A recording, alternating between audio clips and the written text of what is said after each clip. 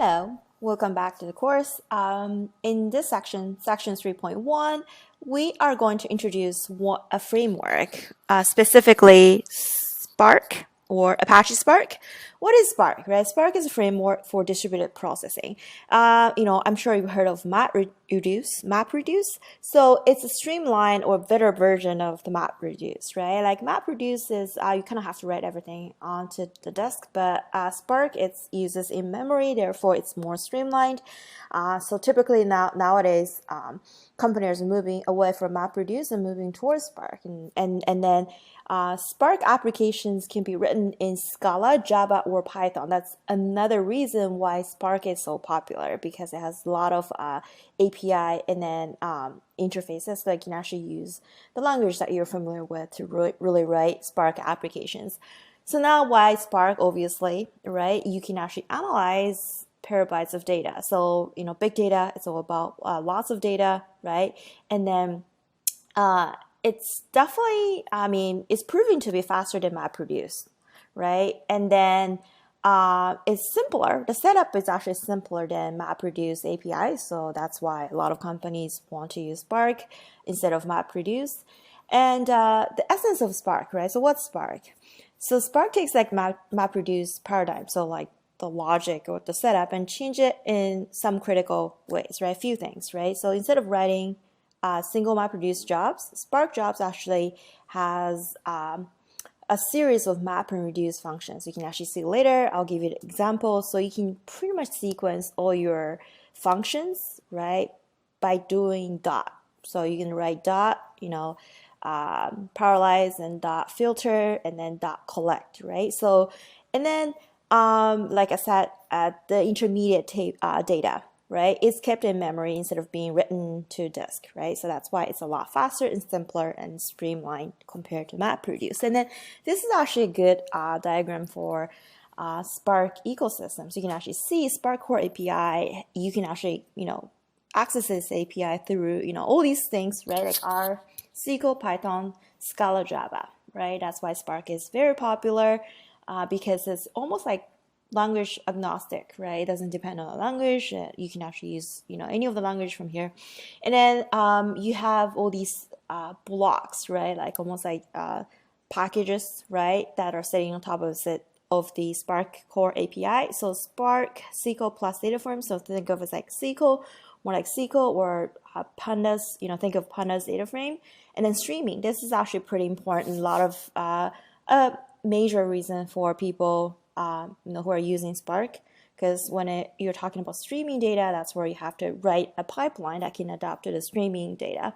And then MLlib, right? This is where we're going to be talking about in our next section, right? So machine learning, and this is like the machine learning library. It's called MLlib.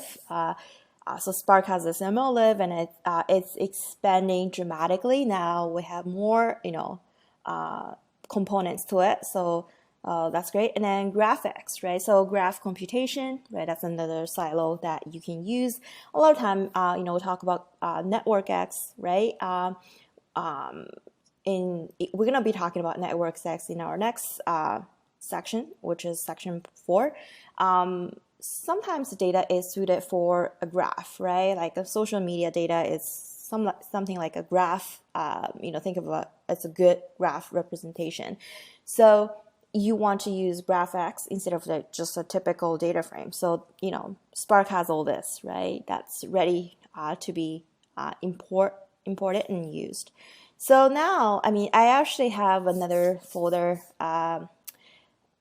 in this project folder so that you can use for installation. So just go through the steps to get Spark installed and set up everything. So, but the execution part, right, is like really, it's like this. So you have a driver, right, which we call it like Spark context. You have, Spark context, which interact with the cluster manager, and this cluster manager is sending this like all these things to cluster manager, and then cluster manager is managing the worker nodes. You can have many worker nodes, because remember, Spark is all about parallelizing, right? You're gonna have many things working in parallel. So you have many workers, and then in here, in each worker, you're gonna have like executor and task, and then they can talk to each other, like, right? So, and then once you're done, then you can actually, like, the results will be sent back to, right, the Spark context, right? It will send back to the Spark context, and then you will be able to see the end result. So you can see the terminologies in here, the meanings, right? So the key terms are driver, executor, master, and worker. So you can have many workers, right? And then you can have only one master and one executor per worker or per node, right, in here.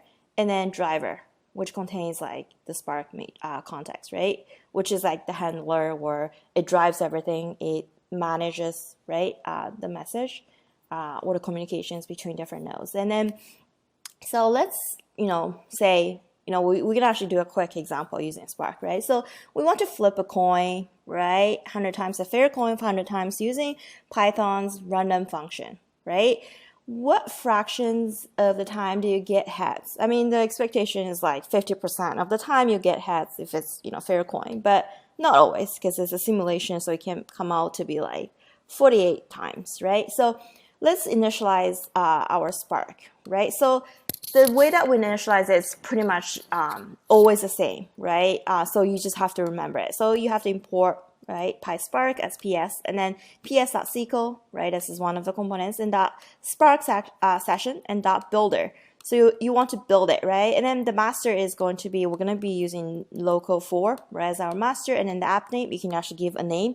I give it Spark lecture in this case, and .get or create. So if exists, this app name exists, then I'll just get it. If not, then I'll create it, right? So this is our, and then you can actually say spark.spark context to get this context. Remember this context that we're just talking about. This is the context that we're trying to create locally, right? This is, remember, this is locally created, and then define, right? So this is the first thing. So now we can actually define and run the Spark job, right? So we want to import random. So random is another library, and I say, okay, I want to do this 100 times. And heads is really just SC is, remember, it's our Spark context, right? The first thing you always do is parallelize it, right? Because remember, Spark is all about having things working in parallel, right? And then collect the data and then just let them work, right? Assign something to each silo and then let them get the work done and then collect the results, right, from all these silos. So you have to parallelize it always, right? Like sc.parallelize, right? X range n, right? So this is like you're saying from 0 to 100, right? Up to 100, you want to parallelize it, and then .map. This is actually the function where you can actually make all these functions in a sequence, right? So after parallelizing them, you want to say map, right? So, and then lambda, right? This is pretty important too. So lambda, we talk about pandas data frame and then, having lambda, .apply lambda, right? But this is kind of like the similar thing. So you want to map something to something, right? So this thing is just for every number that you get from this range, right? 0 to 100, right? This thing, you want to map it to random.random. So this will actually map it to a random number, right? And then do .filter. It's going to be a random, but it's going to be from 0 and 1, right? So you're gonna get like all these like floats, right? Like 0.1, 0.2. So what we're saying is if we get something that's less than 0.5, right?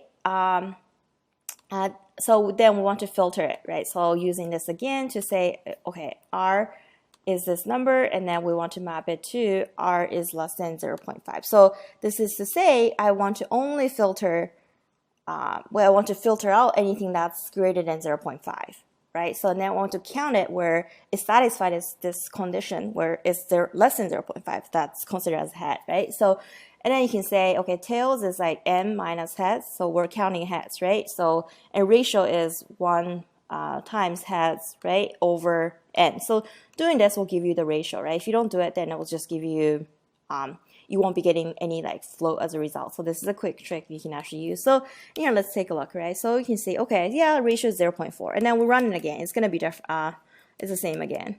Okay, so we can then do maybe 1,000 times. They say, okay, it's always like 0.4 looks like, so maybe it's not really fair. What if I change this to like is equal to 0.4? I bet it will flip. Not really.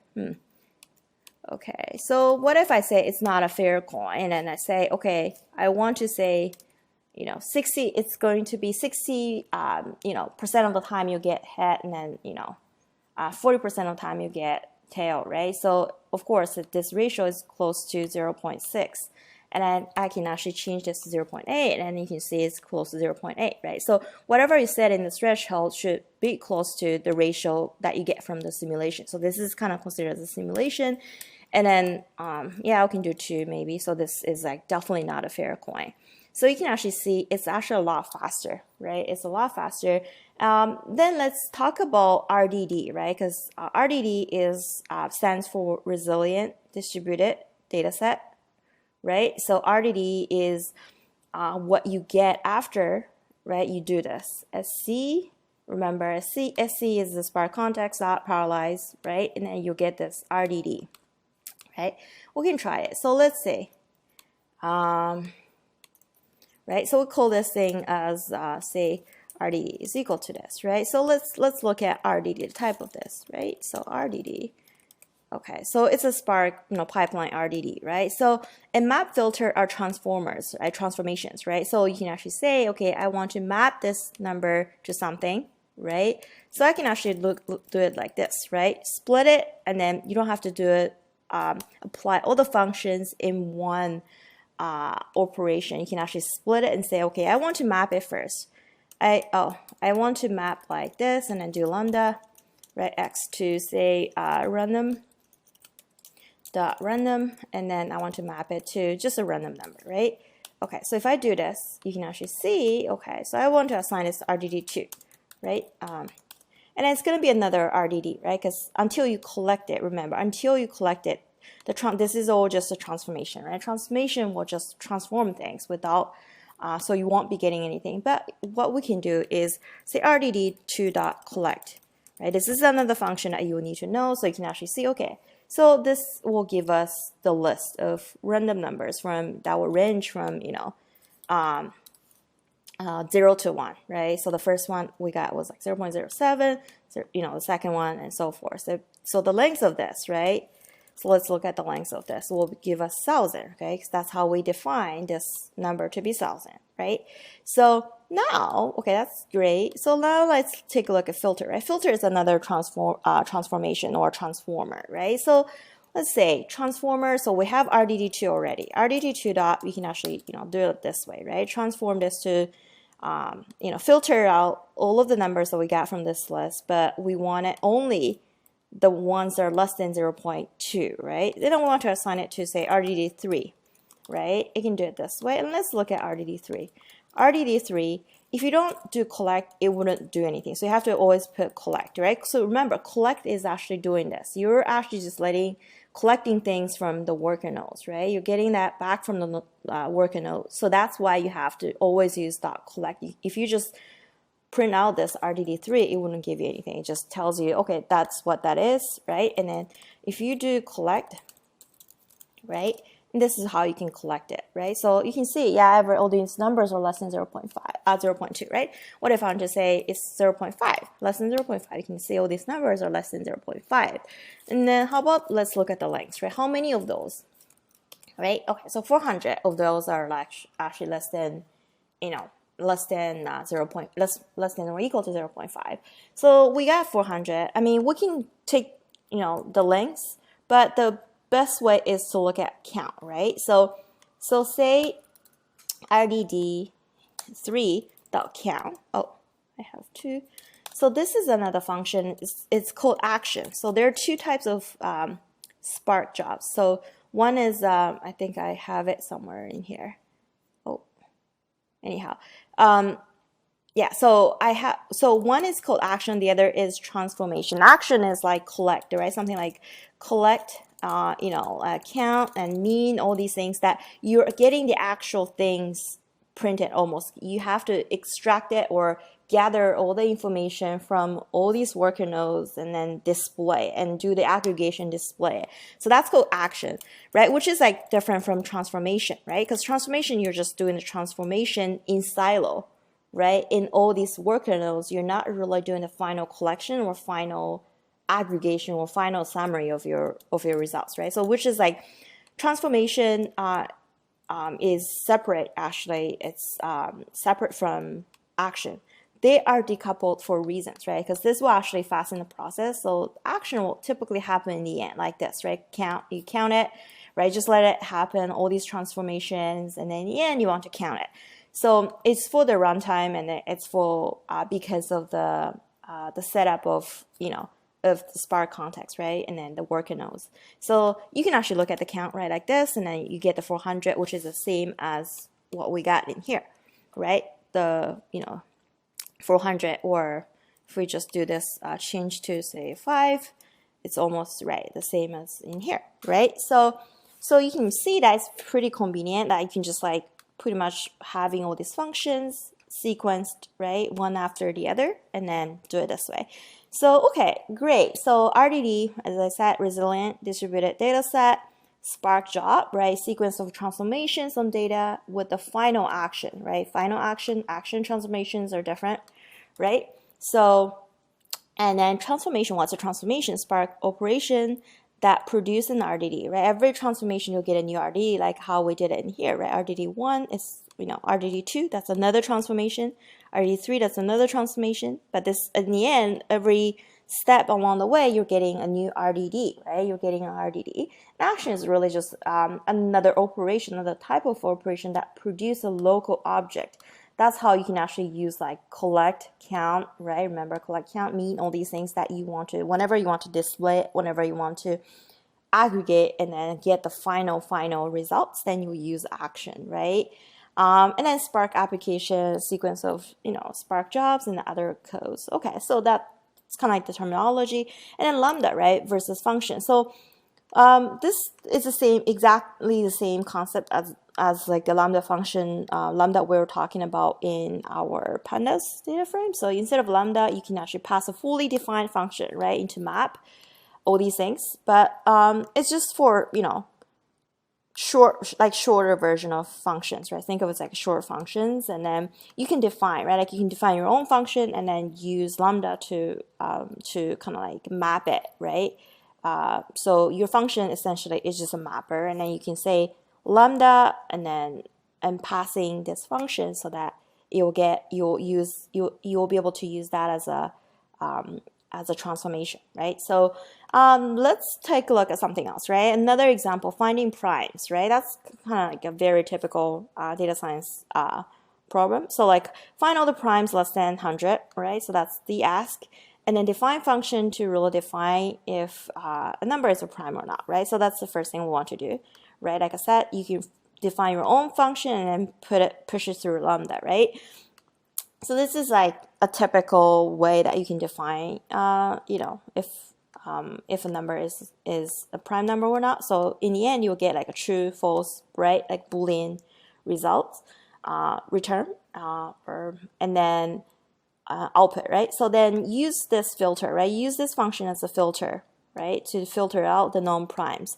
So what we can do is, okay, so the number we're going to actually do is x range to 100. Because 1, we know that we don't want to, use 1 because prime number typically, yeah. So then it will start from 2, right? So if you look at this, right? So you can actually do something like x range is just like you want to get all the numbers from 2 to 100, and then you want to see, okay, so now we want to look at the primes, right? The prime numbers. As usual, as our previous example, we do sc.parallelize, right? Our numbers, right? This is our list of numbers. And then we want to do dot filter, remember dot filter, and then is prime. So we are passing this function as a filter, and then doing the collect, right? So, let's take a look at this, right? So we want to start, as usual, like RDD is equal to, say, this, right? Let's then look at numbers. Oh, we didn't really define numbers. Let's see, let's do like, let's say numbers is equal to x range of, 2 to 10, right? I will do it smaller. So like numbers is like this, right? So let's look at rdd.collect, right? So we can actually get this, right? From, I mean, because the X range, I don't think it includes the other, the last one, so it will just go from 2 to 9. So it's exclusive with the last number. And then so we can actually, first do something like filter, right? We can filter it with isPrime, which is the function that we have defined in here, right? So, and then we're gonna call this rdd2. So rdd2 is prime, it's not defined, so we didn't run this. Is prime, no, oh, okay, yeah, so it's prime in here, right? So, and then let's look at rdd2, right? rdd2.collect.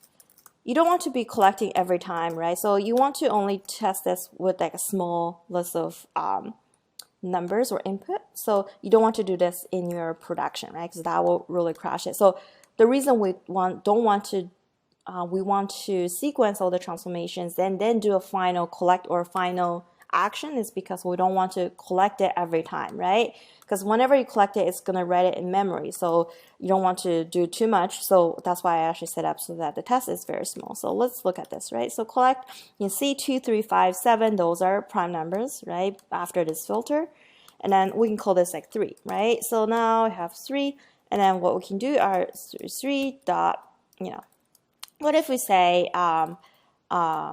we can do something like filter and then lambda, right? Lambda, and then x to say only want the prime numbers from RDD 3 that's actually bigger than say 5, right? So then we can actually call this RDD 4. RDD4. Okay, so filter. Oh, we don't want to save this as a collect. So if you save this as a collect, it's going to be a list. So you want to say RDD3 is equal to the filter, RDD3.filter, right? Remember, RDD2 is going to be just a list of prime numbers, and then RDD3 is going to be out of those prime numbers like 2, 3, 5, 7. We only want to get the ones that are greater than 5, right? So if you look at this in RDD3, we can actually collect it like this, right? So we can only get 7. So that's how you can actually sequence them all together, right? So let's see, in here is prime. Okay, so this is okay. So in here, right, specifically, we got all these examples, right? Like all the list of primes because we did the collect in the end, right? So first is just to parallelize everything from 2 to 99, and then filter it with this function that we just created, yes, no, right? Getting the true, false output, right? And then we're going to collect them, and then we're going to assign that to prime. So primes is a list, and then we're going to print it. So you're going to get all these numbers that are from 2 to 99, and these are all prime numbers, right? So that's it. And then here are some, common transformations, common actions. You can see filter, we just use filter. We just use map, right? Filter, map, both can, you can use lambda, right?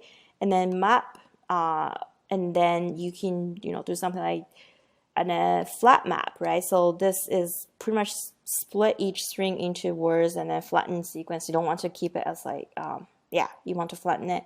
And then the sample is just to take a sample of something, right? With replacement, without replacement. And then all these like distinct, that's another one that's pretty useful, right? Remove all the duplicates. Sort by, that's pretty useful too. So sort by, you see the lambda. So this is to say x to x, right? You're mapping x to x, but I want to do ascending, right? True, false, right? So you want to sort it by x, right? In ascending order, not descending order. So this is the common transformation. And then so remember this is happening in silo, right? In every worker. And then in here, common actions typically happen at the end. After all these transformations, we'll do one action, right? You can actually do .collect, take, right? Just this is kind of similar to head, right? In Pandas DF. And then top 3, this is kind of like, the first 3, and this is the top 3. And then take sample, right? You can actually create some sample of 3 elements with replacement and sum, right? You can actually do .sum, .mean, .standard deviation, right? All these things you can actually use as actions. So now let's see, like you have all this, right? Like you should do sc.parallelize, and you have this dot distinct. Remember, this is a transformation dot collect, right? This is the action. Distinct, right? So therefore, it's going to remove the ones that are not, that are not unique, right? So like this, right? You're removing all the duplicates, right? And then how about this, right? Like I have this. I want to sort it by this number, right? So I can just say sort by lambda x to x, and then that's it. By default, it's going to be ascending, but if you want to do descending, you can actually do it like, is equal to false. Then this will be ascending, right? And then this will become, it's going to be sorted descendingly, right? You can actually put more, like 10, 11, and then all the way. Or, we can do something like this, right? Remember the thing that we just did, range. So what if it's like huge, big list, right? We can do it this way, right? So you can see this is a big list, but, we don't want to do it. So let's just do from 2 to 9, right? You can actually do it this way. So you can see that the application is pretty, it's very, you can actually apply this same logic and same code in many, many inputs. So that's it. Thanks for listening. And then I will be talking about map and versus flat map in our next section. Thank you.